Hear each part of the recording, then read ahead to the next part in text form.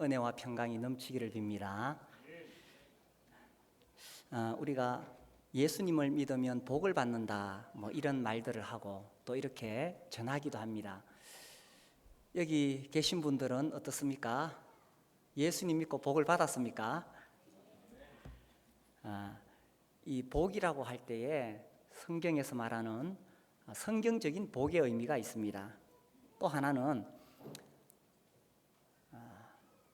이 어떤 신비주의를 추구하면서 기복주의 신앙을 가진 사람들이 찾는 그런 복이 있습니다.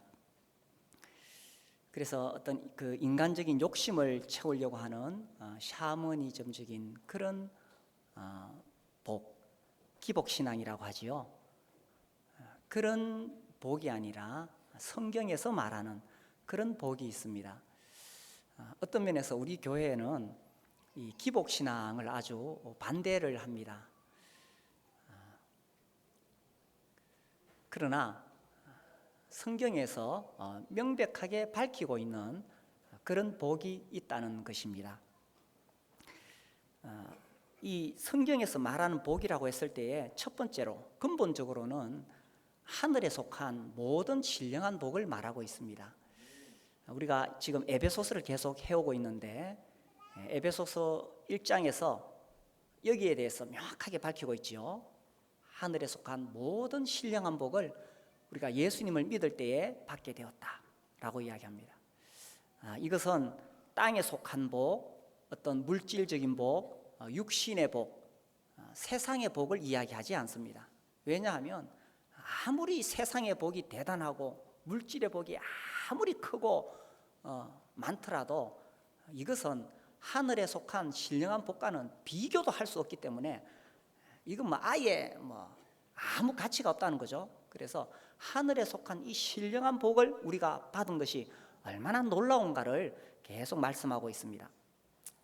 그 다음에 또 이 성경적인 복은 두 번째로 하나님의 말씀에 약속된 복이 있습니다. 우리가 하나님 말씀에 순종할 때 주님이 주시는 복이 있어요. 우리가 오늘 본문에서 읽었는데 6장 2절에 내 아버지와 어머니를 공경하라. 이것은 약속이 있는 첫 계명이니 약속. 이로써 네가 잘되고 땅에서 장수하리라. 이게 복입니다. 그래서 아버지와 어머니를 공경하면 틀림없이 복을 받는다. 이 복이 약속되어 있습니다. 약속된 복이죠. 제가 거의 헌금에 대해서 잘 설교를 안 하는데 그래도 제가 하려고 노력을 합니다만은 한 해에 한 번도 안 하고 지나갈 때도 많은데 사실 십계명에는 하나님의 복이 약속되어 있습니다. 11조에는. 그래서 하나님 앞에 정직하게 10분의 1을 드렸을 때 하나님께서 어떻게 그것에 대해서 복 주시는가에 대해서 하나님께서 약속해 주셨어요. 그래서 이제 이게 잘못되어져서 교회에서 헌금을 많이 거두기 위해서 11조를 이야기하고 그 말씀을 인용을 한다면은 좀 문제가 될 수도 있겠죠. 그러나 정말 성도들이 이 물질로부터 궁핍하지 않도록 이 물질의 복을 받을 수 있도록 하기 위해서는 사실 11조의 원리를 가르쳐야 됩니다. 근데 또 이게 설교자로서 이게 쉽지 않기 때문에 제가 지나갈 때가 많습니다만은 아무튼 하나님께서 약속하신 복이 있다는 것입니다. 그래서 여기 나오는 말씀처럼 이 자녀들이 받을 수 있는 복이 있어요.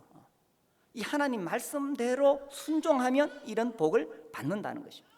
이렇게 살아갈 때에 하나님께서 은혜로 우리에게 복을 더해 주시는 거예요. 인간의 능력을 뛰어넘는 인간의 한계를 넘어서는 그런 하나님의 복이 온다는 것입니다. 그래서 이제 우리가 지난번에 이어서 이제 또 이 자녀와 부모에 대한 말씀을 교제하게 되었습니다. 사실 가정에 대해서 설교하는 것은 설교자에게 굉장히 부담이 있습니다. 우리가 이 앞에서 아내와 남편에 대한 말씀을 봤지요. 근데 사실 이 아내가 없거나 남편이 없는 경우도 있고 또 오늘 이 부모와 자녀에 대한 설교를 하는데 또 부모님이 안 계신 또 자녀들이 없는 경우도 있습니다. 상당히 어려운 주제입니다. 그렇지만 이 하나님 말씀을 우리가 바르게 알아서 이 가정이 정말 성경적인 원리로 세워져 가는 것은 너무나 중요합니다. 하나님께서 정말 우리 인생을 복되게 하기 위해서 주신 것이 가정과 교회거든요. 그래서 이 가정이 성경적인 원리 위에 세워져 가야 되고, 또 그러할 때 이 가정에 하나님이 약속하신 복을 우리가 받을 수가 있다는 것입니다. 여기 보니까 자녀들아 주 안에서 너희 부모에게 순종하라, 이것이 옳으니라 하면서 이 자녀에게 먼저 이야기하고 있습니다. 여기 우리 특별히 청소년들이 좀 잘 들어서 이 말씀을 깨닫고 또 순종할 수 있으면 좋겠습니다.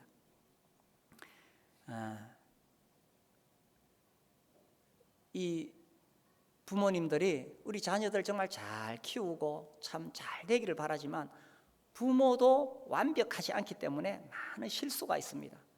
어쩌면 우리 자녀들이 생각할 때 아버지나 어머니에 대한 어떤 불만이 있을 수도 있겠어요. 사실 저도 아버지로서 자녀들을 생각할 때에 참 잘못한 것이 많고, 내가 왜 그때 그렇게 했던가, 내가 참 미숙했구나, 그런 것들이 참 많습니다. 우리 자녀들도 우리 부모님도 완벽한 분이 아니시구나, 그러니까 저렇게 나한테 성질을 부리기도 하셨구나, 우리 자녀들도 좀 이해를 해줄 수 있으면 좋겠어요. 근데 우리 부모들 입장에서는 정말 우리 자녀들이 이런 복을 받았으면 좋겠어요. 물론 하늘에 신령한 복을 받는 것은 말할 것도 없겠지만 우리 자녀들이 여기 나오는 말씀대로 잘 되고 정말 잘 되기를 바라고 정말 장수하고 이 하나님의 복을 받을 수 있게 되기를 바라는 거예요. 왜냐하면요, 부모에게 있어서 이 자녀는 이 세상에 어느 무엇과도 바꿀 수 없는 정말 소중한 존재라는 것입니다. 부모님 욕쓰면은 공부도 잘하고 이것도 잘하고 저것도 잘하고 잘했으면 좋겠지만 설사 그러하지 못하더라도 우리 청소년들, 여러분이 건강하게 살아있는 것만으로도 부모에게는 큰 기쁨이고 말할 수 없는 행복이라는 거예요. 몇 년 전에 세월호 사건이 났을 때에 그게 전 국민의 슬픔이 되고 아픔이 되었어요. 그게요, 이 자식을 둔 부모 입장에서는 남의 이야기가 아니거든. 그 한창 때 고등학생들이 수학여행 간다고 가다가 갑자기 그런 변을 당하니까 이게 남의 이야기처럼 안 들리는 거예요. 이게 자식을 둔 부모 입장은 다 그런 거예요. 그래서 여러분이 건강하게 살아있는 것만으로도 정말 여러분은 소중한 존재예요. 근데 이제 자녀들이 생각할 때 우리 아버지는 그런 표현 잘 안 하던데, 경상도 남자들은 표현 잘 못해요. 그리고 저는요, 사랑합니다 사랑합니다 이런 표현 하라는 거 저 별로 안 좋아해요. 무슨 이렇게 집회 가면은 우리가 표현을 못하지요, 사랑은 표현을 해야 됩니다 이러면서 옆 사람에게 사랑합니다 그러는데 그 얼마나 어색합니까? 제가 싫어하는 건요, 그렇게 표현하는 순간 이 사랑의 가치가 떨어질 것 같아. 진짜 결정적인 순간에 그런 표현을 하는 거예요. 그래서 우리 부모들이 여러분에게 어떤 면에서 그런 표현을 잘 못할 수도 있어요. 그러나 이 아버지 마음속에는 정말 말할 수 없는 자식에 대한 그런 말할 수 없는 어떤 그 애틋함, 그런 것들이 있는 거예요. 어머니는 어떤 면에서 표현을 잘하죠. 어머니는 또 이렇게 편안하니까. 그래서 그렇게 표현을 잘 못한다 할지라도 여러분은 정말 부모에게 소중한 존재라는 것입니다. 그럼에도 불구하고 부모도 완벽한 존재가 아니다 보니까 성질 나면 성질도 부리고, 하나님 말씀에 여기 보니까 또 아비들아 너희 자녀를 노엽게 하지 마라 이렇게 돼 있는데, 그럼에도 불구하고 부모가 부족하기 때문에 그렇게 할 수 있는 거예요. 그리고 제가 이 자식을 키워보면서 느끼는 것이요, 내가 너무 일찍 결혼해서 아이를 낳았구나. 좀 나이가 들어서, 좀 철이 들어서 낳았으면 좀 더 잘 키울 건데, 성경을 읽다 보니까 홍수가 일어나기 전에는 사람들이 오래 살았습니다. 보통 700살, 800살, 900살까지 살았어요. 보니까 100살 넘어서 다 자녀를 낳았더라고요. 그래, 최소한 인생을 한 100년 정도 살아본 다음에 그 다음에 자식을 낳으면 좀 더 잘 키우지 않을까, 그런 생각도 해봤어요. 그래서 부모도 완벽하지 않기 때문에 잘못할 수 있다는 것입니다. 그래서요, 우리 자녀들이 그런 것도 좀 이해를 해줄 수 있으면 좋겠어요. 어떤 면에서 우리 자녀들은 생각할 때에, 아유, 내가 이렇게 어렵고 힘든데 왜 아버지는, 왜 어머니는 내 마음을 몰라주실까? 그럴 때도 있어요, 그죠? 그런데 반대로도 한번 생각해 보세요. 여러분의 부모님도 살다가 너무 어렵고 힘들 때가 있어요. 자, 보세요. 여러분이 학교에서 받는 스트레스하고 여러분의 아버지 어머니가 직장생활 하면서 사업하면서 그렇게 받는 스트레스하고 어느 것이 더 크겠어요? 나중에 여러분이 자라보면은 그걸 이해할 수 있을 거예요. 정말 이 사업하다가 부도가 나가지고 하루아침에 다 무너질 그런 위기를 넘어갈 때도 있어요. 직장생활 하면서 이제 막 여기서 다 밀려나가지고 직장에서 쫓겨나야 되는 그런 위기를 겪을 때도 있어요. 그럴 때 그 아버지 어머니들이 겪는 그 고통을 여러분하고 다 말을 못하는 거예요. 그래서 그 부모는 그 아픔을 안고 혼자 사귀고 있는 거예요. 물론 여러분도 학교 생활을 하면서 어려운 일이 많이 있을 수 있지만 반대로 여러분의 부모도 살면서 참 어렵고 힘든 때가 많다는 것을 여러분이 좀 이해해 주기를 바라요. 그래서 나도 힘들 때 있지만 우리 부모님도 나를 키우기 위해서 세상에 나가서 돈 벌기 위해서 나 먹여 살리고 나 키우기 위해서 정말 고생이 많으시구나. 여러분이 조금은 그런 마음을 가지고 이해하면 부모님을 더 잘 받아들일 수 있고 용납할 수 있고, 그럼 더 좋은 관계가 될 수 있겠죠. 아무튼 이 여러분들이 이런 복을 받아야 돼요. 하나님이 약속하시니 큰 복을 받아야 돼요. 그렇게 복을 받으려면 어떻게 되느냐? 6장 1절에, 그렇죠? 자녀들아, 주 안에서 너희 부모에게 순종하라. 오늘날 이 순종이라는 이 미덕은 사실 이 시대 문화와는 완전히 다릅니다. 어른이든지 아이든지 순종을 거부하는 시대입니다. 권위를 거부하는 시대입니다. 자기 주장을 하는 시대입니다. 자기가 옳다고 자기를 내세우는 시대에 순종이라고 했을 때에 우리 어린 자녀들도 이 순종이라는 말에 거부감을 가질 수가 있을 거예요. 근데 사실 이 순종이라는 의미를 알기 전에 왜 부모에게 순종해야 되느냐, 그 이전에 그 마음의 자세가 더 중요한 거예요. 마음의 태도가 더 중요한 거예요. 제가 성경을 읽으면서 어떤 한 단어를 생각했어요. 경외라는 단어입니다. 이 경외라는 단어가 이제 우리말로 번역된 것을 쭉 찾아보니까 이제 경외하다 혹은 두려워하다 이런 뜻으로 번역이 되었는데, 특별히 경외로 번역된 단어만 쭉 찾아보니까 171번 번역되었어요. 구약과 신약에. 물론 뭐 그 히브리어 헬라를 찾아가면 더 복잡하겠지만 일단 한글로 번역된 단어가 171번인데 대부분이 다 하나님에 대해서 이 경외라는 단어를 사용하고 있어요. 이제 한 번은 다른 신들을 경외했다 하고 이스라엘 백성을 책망할 때 한 번 사용했고, 신약에서 그리스도를 경외한다 그렇게 나오고, 다 하나님을 경외한다는 표현으로 다 나오는데, 그러니까 이 경외라는 단어는 인간에 대한 단어가 아니라 하나님에 대한 단어예요. 신적인 단어예요. 그런데 놀랍게도 이 경외라는 단어가 사람에 대해서 기록된 것이 있어요. 레위기 19장을 한번 찾아봅시다. 레위기 19장 3절.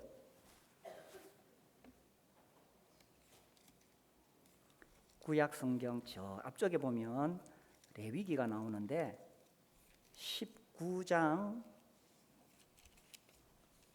3절에 보면은, 자, 우리 청소년들 특별히 찾아서 우리 같이 한번 읽어봅시다. 자, 읽어볼까요? 너희 각 사람은 부모를 경외하고 나의 안식일을 지키라. 나는 너희의 하나님 여호와이니라. 이 경외라는 단어는 다 하나님에 대해서 쓰고 있는 신적인 단어입니다. 그런데 부모를 경외하라고 되어 있어요. 이 부모의 자리는 자녀에게 있어서는 하나님의 자리라는 거예요. 하나님께서 이 부모를 통해서 그 권위를 배우게 하고 하나님의 뜻에 순종하도록 그렇게 부모님을 그 자리에 올려놓으셨다는 거예요. 그래서 부모님을 경외하는 마음이 있을 때에 이게 자연스럽게 순종으로 이어지게 되는 거예요. 이 부모를 그럼 어떻게 경외해야 되느냐? 이 유대인들은 수천 년 동안 살아오면서 이 하나님의 말씀을 가지고 이것을 어떻게 삶에 적용시킬 수 있을까? 그래서 그들이 배웠던 인생의 지혜를, 인생의 경험을 기록한 책이 있어요. 그게 뭡니까? 탈무드죠. 탈무드. 그래서 우리 학생들이 나중에 탈무드를 꼭 읽어보세요. 굉장히 방대한 양인데 정말 인생에 좋은 지혜를 얻을 수 있어요. 거기 보면은 자녀가 부모를 경외할 때 어떻게 경외하는가, 하지 마라, 이걸 하면 안 된다 하고 세 가지를 가르치고 있어요. 첫 번째는 자녀는 아버지가 서는 자리에 서면 안 된다 이렇게 돼 있어요. 혹시 집안에서 아버지가 특별히 서는 자리 있습니까? 뭐 지금은 우리 문화는 아파트 생활이나 혹은 우리 이렇게 살고 있는 생활이 뭐 그런 자리가 없지요. 그런데 아마 유대인의 어떤 그런 가옥 구조에는 그런 자리가 있는 것 같아요. 아버지가 서서 이 가정 예배를 인도하는 그런 자리, 토라를 가르치는 그런 자리, 그 자리에 서지 마라. 두 번째로는 같은 의미로 자식은, 자녀는 아버지가 앉는 자리에 앉지 마라. 식탁에도 아버지가 앉는 자리에는 자녀가 앉으면 안 돼요. 혹시 아버지가 출타 중이라도 그 자리는 아버지의 자리로 존중하는 거예요.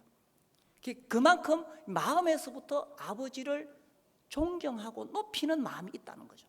세 번째로 자녀는 아버지가 하시는 말씀에 혹은 그 의견에 거역하지 마라. 그래서 어떤 경우에도 부모님이 말씀하시는데 화를 내거나 반항하면 안 된다라는 거예요. 이런 마음이 있을 때 이게 순종이 오겠죠. 근데 딱 이렇게 아버지가 하시는 말씀에 자기 이야기를 할 수 있는 때가 있어요. 언제냐면 토라를 공부할 때. 유대인 교육에서 매우 중요한 것은 이 모세오경, 창출레미신을, 창세기, 출애굽기, 레위기, 민수기, 신명기를 공부하는 거예요. 그때 아버지가 이렇게 해석을 하다가 잘못했다 그러면 공손하게 아버지 그 말씀이 혹시 이런 뜻이 아닙니까? 이렇게 말할 수 있고 그 외에는 항상 아버지 말씀이 옳다는 거예요. 심지어 아버지가 다른 사람하고 막 말다툼을 하거나 할 때에 가만히 들어보니까 아버지가 틀렸어. 그래도 아들은 아버지 편에 서라 이렇게 가르치는 거예요. 그러니까 자식에게 있어서 아버지는 절대적인 존재라는 거예요. 그래서 옳고 그름의 문제가 아니라 아버지이기 때문에 존중을 받아야 되고 아버지이기 때문에 나에게 있어서는 최고의 권위다라는 것입니다. 이런 마음이 있을 때에 순종하라 하신 이 말씀이 자연스럽게 받아들여지게 되는 거지요. 오늘 우리 학생들이 이제 이 하나님 말씀에 대해서 들었는데 여러분이 정말 이 말씀 마음에 꼭 간직할 수 있게 되기를 바랍니다. 그래 여러분이 하나님이 약속하신 복을 받는 거예요. 우리 부모님이 그걸 바라는 거예요. 그게 정말 우리 자녀에게 정말 하나님의 복이 임하기를 바라는 거예요. 자, 그래서 또 에베소서 6장에 보니까 네 아버지와 어머니를 공경하라. 자, 이게 또 공경하라 이렇게 돼 있는데 여기 보니까 이것은 약속이 있는 첫 계명이니 이게 어디에 나오는 말씀이냐 하면 십계명에 나와요. 그 성경 제일 뒤쪽에 보면은 표지에 보면 보통 이 사도신경, 주기도문, 십계명이 적혀 있습니다. 여러분 한번 펴서 보세요. 우리 청소년들 성경 이렇게 제일 뒤에 표지나 보면은 십계명이 쭉 나와요. 그래서 여기 보면은 부모를 공경하라가 몇 번째 계명입니까? 5번째 계명이죠. 그런데 왜 여기 보니까 아까 첫 계명이라고 했을까요? 첫 계명은 뭡니까? 너는 나 외에는 다른 신들을 네게 두지 말라. 이게 첫 계명이잖아요. 그런데 왜 내 부모를 공경하라가 첫 계명이 되느냐 하면 앞에 나오는 네 가지는 하나님에 대한 계명이에요. 그리고 뒤에 나오는 6개는 인간에 대한 계명입니다. 그래서 사람에 대한 계명에서 첫 번째는 뭐냐? 네 부모를 공경하라. 효가 백행의 근본이다. 우리 조상들도 그렇게 가르쳤죠. 그래서 이 부모를 공경하는 것이 이것이 첫 번째 계명인데 특별히 다른 계명에 비해서요, 이 첫 번째 계명에 대해서는 하나님이 복을 약속하셨어.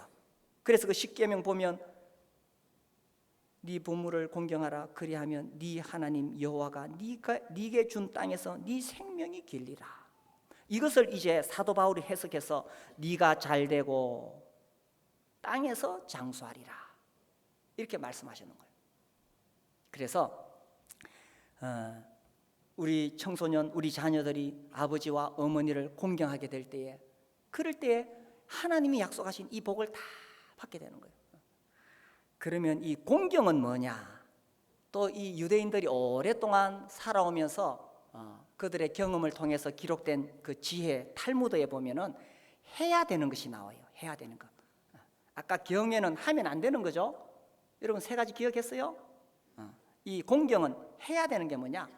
첫 번째로 부모님의 신분을 높이는 것이다 이렇게 돼 있어요. 그래서 우리 아버지는 별로 세상적으로 별로 이렇게 드러나지도 않고 별로 이렇게 세상적으로 성공한 그런 분이 아닌데요. 그러할지라도 아버지는 자녀에게 있어서 가장 높은 특별한 사람이라는 거예요. 어머니가 세상적으로 막 대학 나오고 석사 박사 그렇지 않을지라도 어머니가 정말 일자무식일지라도 자식에게 있어서 어머니는 가장 존귀한 분이라는 거예요. 그렇게 아버지 어머니를 높이는 것, 이것이 공경이라는 거예요. 그리고 실제적으로 부모님을 안락하게 해주는 것. 그래서 의식주를 제공하고 마실 것을 갖다 드리고 음식을 접대하고 옷을 해드리고, 요즘은 참 우리 대한민국이 잘 사는 세상이 되어서 옷도 이렇게 구하고 먹을 거 입을 거 이렇게 좀 쉽게 구할 수 있을지 모르지만 나이가 들면은 이것도 힘들어요. 그래서 우리 청소년들이 자라서 부모님이 연로하신 나이가 되었을 때에 이렇게 해드리는 거예요. 음식을 갖다 드리고 옷도 해드리고, 그리고 들고 날 때 부축해 드리며, 아직은 부모님이 이렇게 건강하신 분은 혼자서 생활할 수 있지만 연로하시면은 걷는 것이 참 불편해요. 그때 들고 날 때 부축해 드리며 잘 안내해 드리는 것이라고 해요. 마치 유교의 무슨 상강오륜을 강론하는 것 같죠. 그런데 이것은 모든 인류에게 주어진 자녀의 도리라는 거예요.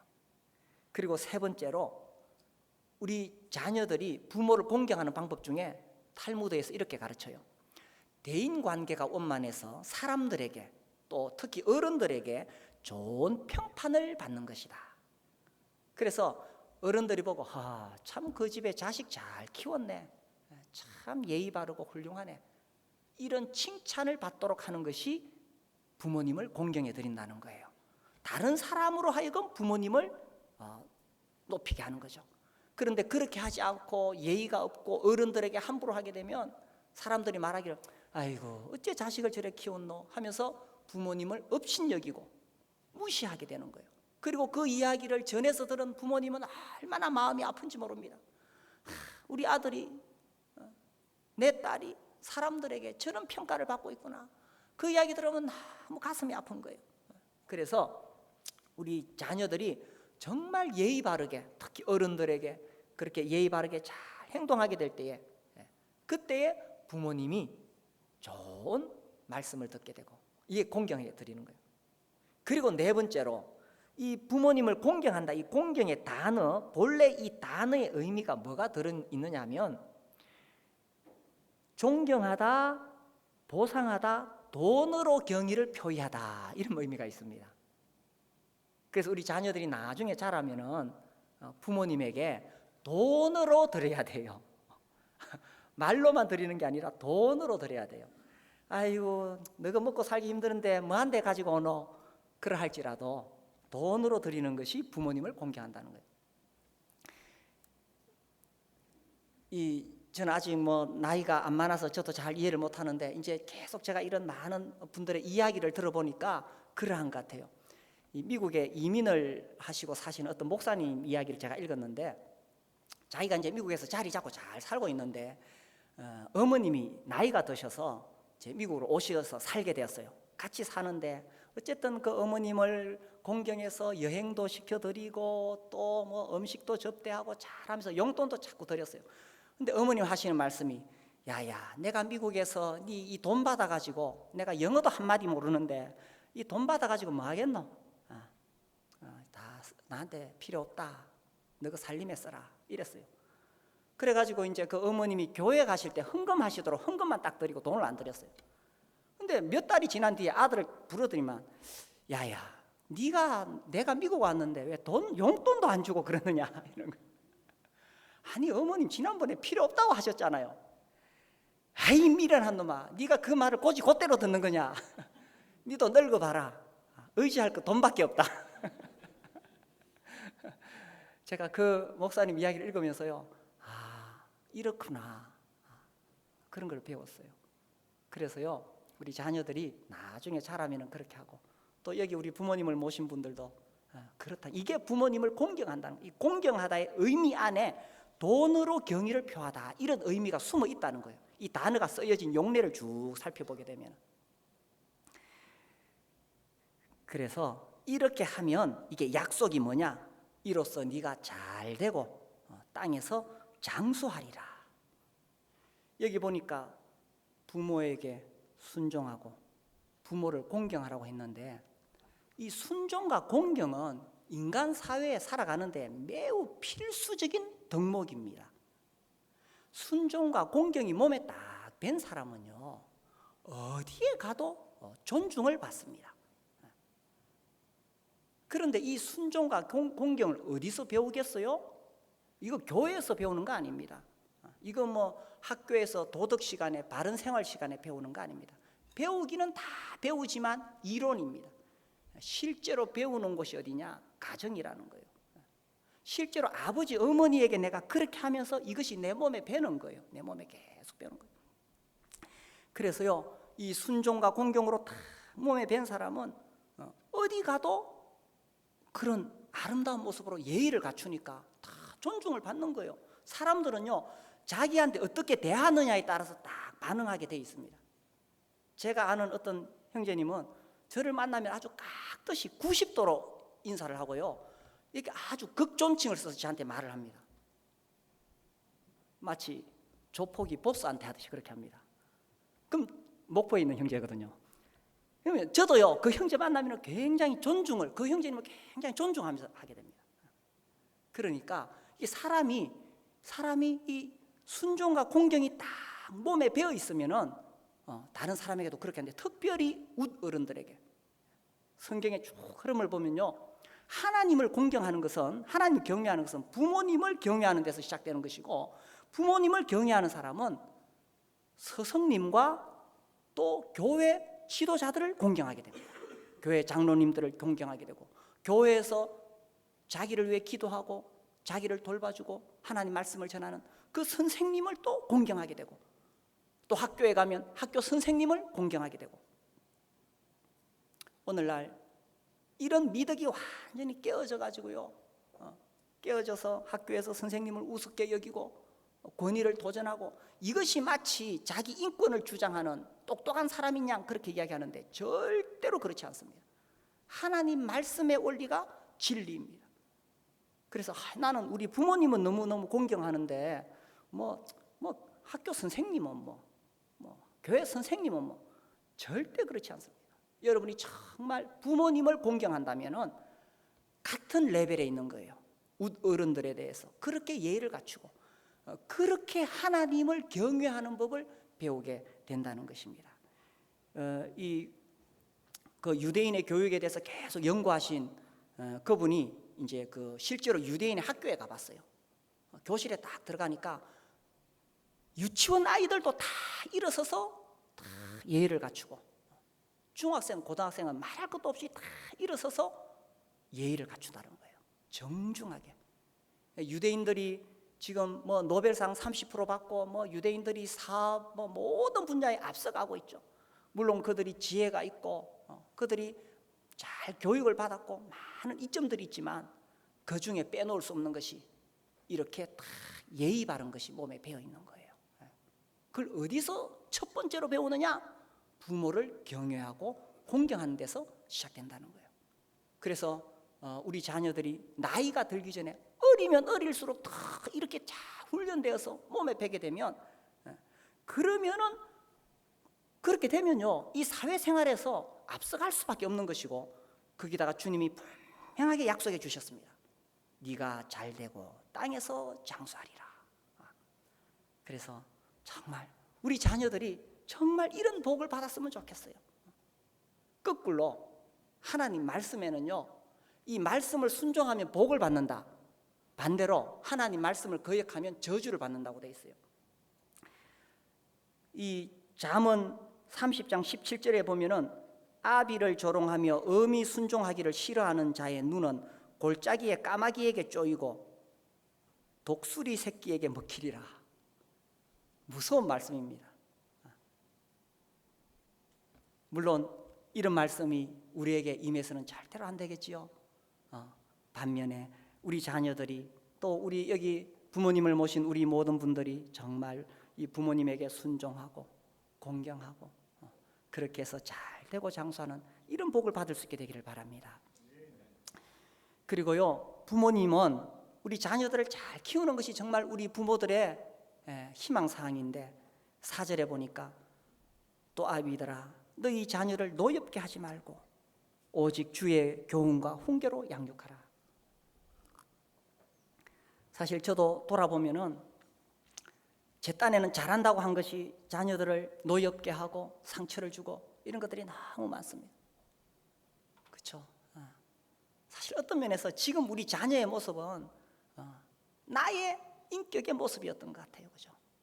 그래서 참 부끄럽고 그렇지만 저도 한 번씩 생각해 보면 내가 참 10년 전에 우리 아이들을 좀 이렇게 더 따뜻하게 관대하게 잘 품어주었으면 좋았을 걸, 이런 생각이 자주 떠올랐는데 이 유진 피터슨의 글을 읽으면서 좀 많이 이렇게 치유가 되었어요. 위로가 되었어요. 그분이 이 10대를 대상으로 계속 사역하면서 우리 그 청소년 부모 특강 할 때 교재로 썼지요. 거룩한 10대, 거북한 10대입니까? 그 책에 보면은 내가 10년 전에 이렇게 했더라면 하고 부모들이 후회하는데 그거 이미 지나간 것이다. 그게 너무 매이지 마라. 이렇게 위로의 이야기가 나옵니다. 그래서 우리가 부족하지만 그러나 어쨌든 우리 자녀들을 이제 바르게 키워가야 되겠죠. 그렇게 할 때에 자녀가 우상이 되면 안 된다는 것입니다. 이건 정말 자녀를 죽이는 것입니다. 어떤 면에서 요즘 이 젊은 신혼부부들이 애 하나 낳고는 막 애를 막 우상처럼 숭배해요. 예배 시간에도 넣고. 이거는요 하나님 자리에 자기 애를 놓는 거예요. 그 자식이 잘 되는 게, 그 자식이 복 받는 게 어디로부터 흘러나오는 것입니까? 정말 자녀가 하나님 앞에 자라도록, 그래서 우리 부모가 하나님 앞에서 그런 모습을 보여주는 것. 애기들이 모를 것 같아요. 오래전에, 지금은 이제 이사가서 우리 교회 안 나옵니다만 늘 지각하는 부모가 있었어요. 그 아이들이 어렸어. 그 제가 불러서 이야기했어요. 형제자매님, 아이가 어려서 모를 것 같습니까? 아이가 다 압니다. 매주 그렇게 늦게 오는 거. 그래서요 이 부모님들이 정말 하나님을 경외하는 모습을 잘 보여주고 주의 교훈과 훈계로 양육하고, 어려서부터 그걸 계속 보고 자라도록, 이것이 얼마나 중요한 일인지 모릅니다. 자녀들은요 하나님이 어떤 분이신가에 대해서 부모님을 통해서 경험하는 거예요. 말이 아니라 그들의 삶을 통해서. 특별히 여기 보니까 제가 이번에 이 말씀 읽으면서 탁 또 가슴이 찔렸어요. 또 부모들아 너희 자녀를 노엽게 하지 말고. 이렇게 했으면 제 아내하고 책임을 반반 나눌 건데 이 성경 말씀에 또 아비들아 이래 돼 있네요. 아비가 책임을 다지라고 돼 있네. 물론 이 단어가 또 다른 데서는 부모로도 번역이 되어 있고 아버지만 책임이 있다 이런 의미는 아니겠죠. 그런데 어쨌든 1차적인 책임은 아버지에게 있다는 사실입니다. 그래서요 정말 우리의 자녀들을 우리가 잘 키워야 되는데 노엽게 하지 말고, 참 제가 뒤돌아보면 너무너무 부끄럽고 또 후회가 되는 일들이 많아요. 어떤 면에서는 정직을 가르친다고 하면서 너무 아이들을 막 추궁했던 것 같아요. 제가 이제 조금 이렇게 아이들을 좀 키워보니까 아이들이 크면서요 거짓말을 많이 해요. P씨를 만나고 와서는 절대로 안 만났다 그래요. 여러분 끝까지 거짓말하죠. 근데 부모님은 알아요. 여러분이 어떤 방에 갔다 왔는지. 근데 저는 그걸 다 캐내고 다 밝히고 정말 정직하게 키우려고 했는데 그렇게 한 것이 다 옳은 것만은 아니었다는 거예요. 그래서 어떤 면에서는 속아주고 그럼에도 불구하고 신뢰해 주는 것이 참 중요하다는 것을 이제서 조금씩 배우고 있어요. 그래서 노엽게 하지 말고 우리 자녀들 신뢰해 주고 잘못할 거 실패할 거 실수할 거 알지만 신뢰해 주는 거예요. 우리 사람이 참 묘해요. 아이들이 이렇게 걸음마 배울 때 한 발 내디다가 팍 넘어져요. 그러면 막 부모들이 막 박수 치면서 아이고 한 발 내딛었다고 막 그렇게 자랑스러워합니다. 그러다 그 아이가 두 발 내딛으면 막 그날 잔치하는 거예요. 아이고 우리 아이가 두 발 내딛었다. 그것도 딱 넘어지거든요. 넘어질 거 알지만 너무너무 기뻐해요. 왜? 한 발, 두 발 그렇게 걸음마를 배워가니까. 청소년 시기도 똑같은 것 같아요. 뭐 거짓말도 하고 또 뭐 좀 엇나가기도 하고 우리가 보기에 참 문제가 되는 친구들 만나기도 하고 그죠? 그렇게 하는데 그럼에도 불구하고 우리가 박수 쳐주고 그래 너 참 잘한다. 그래 너 지금 넘어지지만 너 곧 걸을 수 있을 거야. 지금은 걸음마 하다가 넘어지지만 너 이제 잘 걸을 수 있을 거야. 뛸 수 있을 거야. 이렇게 자녀들을 신뢰해주고 그것이 더 좋은 방법이라는 거예요. 그래서 정말 우리 아이들 그렇게 신뢰해주고 그리고요 결국은요 부모가 성장하는 것이었다는 것입니다. 그 유진 피터슨이 이런 말을 해요.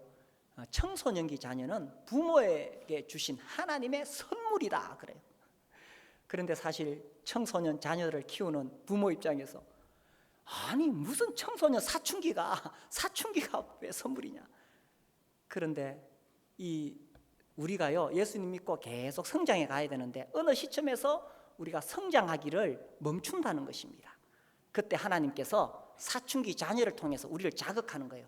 너 아직 성장할 게 많아. 너 좀 더 기도하고 너 좀 더 겸손해지고 너 좀 더 관대해지고 너 좀 더 예수님의 마음을 배워야 돼. 그런데 이걸 누가 가르치겠어요? 이 가르치는 게 누구냐 하면 사춘기 자녀라는 거예요. 그래서 그 사춘기 자녀가 속썩이고 애먹이고 이런 거 보면서 부모가 깨지고 넘어지고 성숙해 가는 거예요. 그래서 좀 더 내가 성숙해서 우리 자녀를 더 잘 키울 수 있으면 좋겠지만 그렇지 못하다면 내가 지금 계속 성장해 가는 거예요. 사춘기 자녀들이 속썩이고 애먹일수록 결국은 나의 미숙함을 발견하는 것이고 그래서 내가 성숙하면 우리 사춘기 자녀들도 성숙해 간다는 것입니다. 이런 원리들을 저도 조금씩 배워가고 있습니다. 그래서요 너희 자녀를 노엽게 하지 말고 오직 주의 교훈과 훈계로 양육하라. 뭐 수성고 어느 영어 학원이 영어를 잘 가르친다더라. 뭐 저쪽에 어느 동네 무슨 수학 학원이 수학을 잘 가르친다더라. 더 중요한 것이 있죠. 주의 교훈과 훈계로 양육하라. 이것이 정말 그리스도인 부모의 정말 중요한 책임인데 사실 이런 것들을 많이 놓쳤어요. 그에 비해서 유대인들은 정말 성공했어요. 유대인들은. 자, 우리 신명기 6장 말씀 보겠습니다. 이 말씀은 쉐마, 들으라 이스라엘, 쉐마로 알려져 있는데 신명기 6장 4절